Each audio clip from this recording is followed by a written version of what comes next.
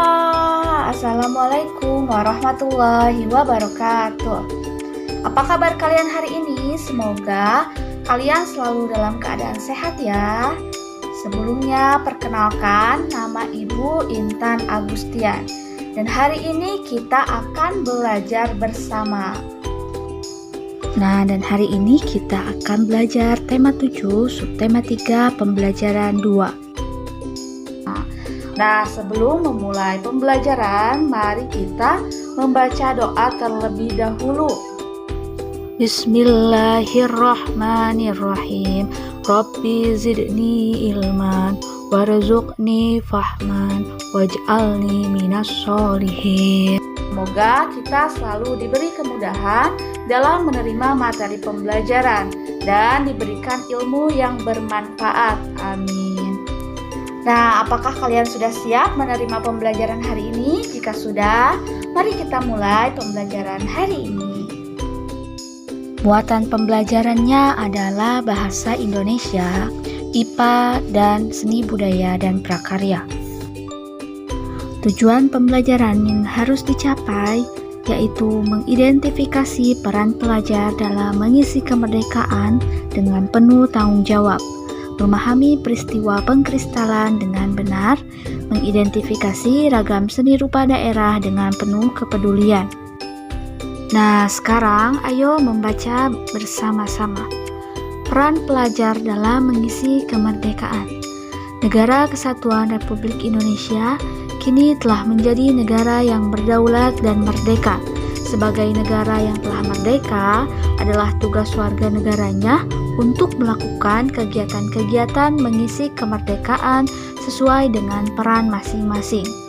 Pelajar merupakan salah satu warga negara yang memiliki peran dan tugas yang harus dilaksanakan untuk mengisi kemerdekaan. Pelajar merupakan bagian dari pemuda bangsa yang akan menjadi penerus bangsa ini. Sebagai generasi penerus bangsa, para pelajar dituntut bekerja keras dan belajar dengan sungguh-sungguh untuk meningkatkan kualitas dirinya. Ya, generasi berkualitas pasti diperlukan untuk memajukan bangsa. Belajar tidak hanya dilakukan di lingkungan sekolah. Belajar dapat dilakukan melalui kegiatan-kegiatan kemasyarakatan yang sangat berguna untuk mengasah rasa peduli dan cinta tanah air. Kegiatan-kegiatan seperti pramuka, palang merah remaja atau PMR, menjadi duta seni, kegiatan olahraga, merupakan beberapa kegiatan yang berdampak baik bagi peningkatan kualitas diri pelajar. Dengan demikian, pelajar terhindar dari kegiatan negatif yang dapat menimbulkan masalah dalam masyarakat, seperti tawuran antar pelajar atau terjerumus dalam tindakan kekerasan serta pelanggaran hukum lainnya. Perjuangan pelajar sebagai generasi muda saat ini tidak lagi mengangkat senjata dan berlaga di medan perang melawan penjajah yang tampak. Masa itu telah berlalu. Pelajar sebagai generasi penerus bangsa harus berjuang untuk melawan kebodohan, kemiskinan, rasa malas, rasa mudah menyerah yang dapat merugikan masyarakat dan bangsa. Generasi muda Indonesia harus sehat jiwa dan raganya. Ia harus berpendidikan, pantang menyerah, pekerja keras, kreatif, berakhlak mulia, cinta tanah air dan bangsa. Ayo berlatih. Nah, setelah kalian tadi membaca teks, sekarang ceritakan kembali isi teks yang berjudul Peran Pelajar dalam Mengisi Kemerdekaan dengan menggunakan kata-katamu sendiri. Gunakan kalimat yang efektif.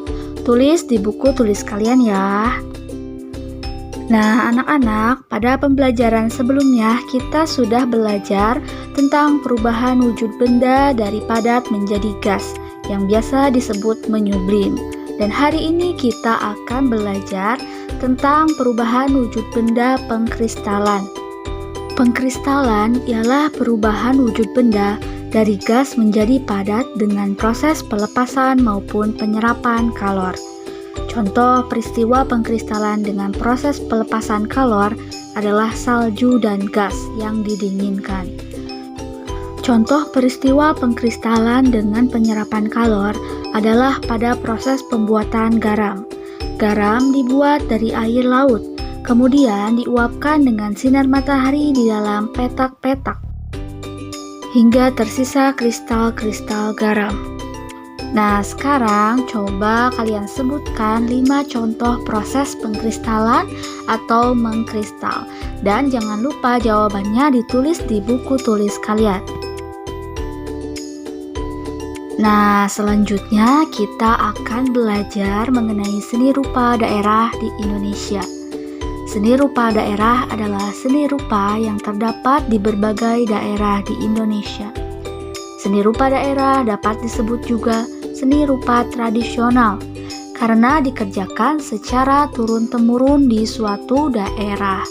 Nah, bentuk seni rupa daerah dapat berupa seni lukis daerah, seni patung daerah, dan seni kriya. Nah, yang pertama kita belajar seni lukis daerah. Seni lukis adalah seni menggambarkan objek-objek berupa pemandangan alam, tumbuhan, binatang, manusia, benda di alam untuk menimbulkan perasaan keindahan. Seni lukis daerah mengandung nilai-nilai budaya yang berkembang di suatu daerah. Salah satu seni lukis daerah yang terkenal adalah seni lukis Kamasan dari Bali. Kamasan adalah sebuah desa di Kabupaten Klungklung yang sebagian besar penduduknya berprofesi sebagai pelukis. Seni lukis Kamasan merupakan seni klasik yang biasanya bertema kisah pewayangan, kehidupan bangsawan, dan dongeng binatang. Selanjutnya, selain seni lukis daerah dari Kamasan, seni lukis kaca Cirebon juga merupakan seni lukis klasik yang menggunakan bahan dan teknik yang berbeda. Seni lukis kaca Cirebon dibuat dengan cara terbalik menggunakan media kaca. Sketsanya dibuat pada kertas yang kemudian ditempel pada kaca. Nah, yang kedua kita belajar seni patung daerah. Seni patung adalah seni membuat bentuk manusia atau binatang dengan bahan yang lunak atau bahan yang keras. Patung dari bahan lunak biasanya dibuat dengan teknik membentuk, sedangkan patung dari bahan keras dibuat dengan teknik meraut atau memahat. Nah, ini adalah ada satu contoh seni patung suku Asmat. Nah, yang ketiga kita belajar seni kriya. Seni kriya merupakan seni kerajinan dalam membuat benda-benda pakai berdasarkan kegunaan dan keindahannya dalam kehidupan sehari-hari. Berbagai jenis seni kriya dapat kita jumpai sehari-hari seperti seni tekstil berupa batik, songket, dan tenun. Selain itu, terdapat pula seni anyam dan seni ukir.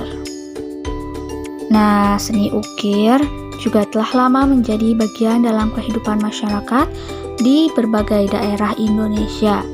Seni ukir termasuk ke dalam karya seni kriya.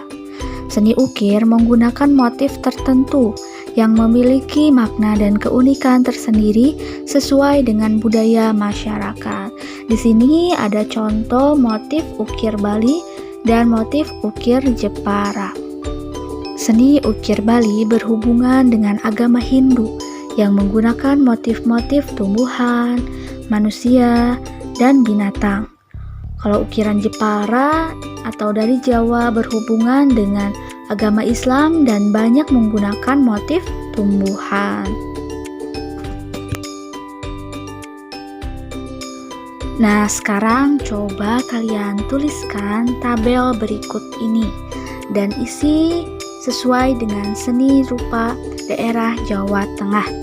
Misalnya, Ibu contohkan dari seni tekstilnya Jawa Tengah itu ada batik Pekalongan. Kegunaannya yaitu sebagai benda pakai. Nah, bentuknya yaitu 2 dimensi. Warnanya beragam. Motif hiasnya yaitu hewan dan tumbuhan. Bahannya yaitu kain. Dan teknik pembuatannya yaitu tulis dan cap.